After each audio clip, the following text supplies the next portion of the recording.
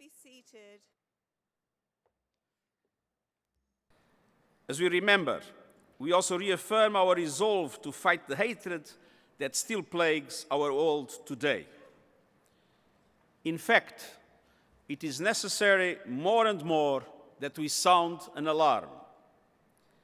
It is just 3 months since a man armed to the teeth entered the Tree of Life synagogue in Pittsburgh shouting, "All Jews must die."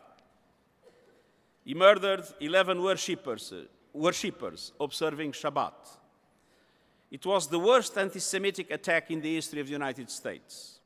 Not only is anti-Semitism still strong, it is getting worse. And we must rise up against rising anti-Semitism. Ladies and gentlemen, it is my... Inevitably, where there is anti-Semitism, no one else is safe. And across the world, we are seeing disturbing rise in other forms of bigotry. Attacks on Muslims in several societies are on the rise, sometimes even outpacing other forms of hatred.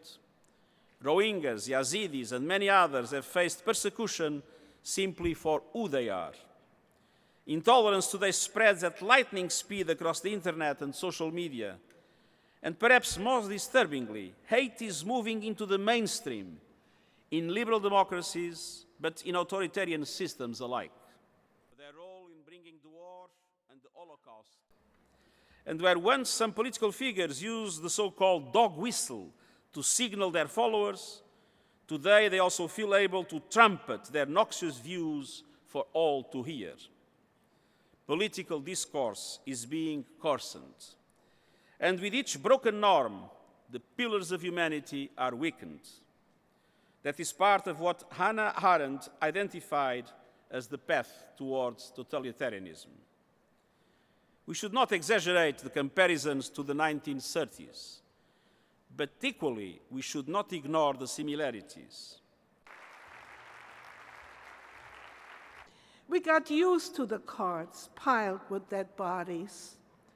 3 times a day, we stood in long lines, holding our metal dishes to get our meager food rations.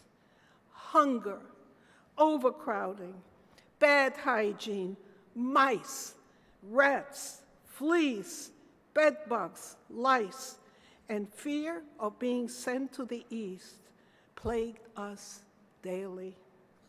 In a broken chain, who am I?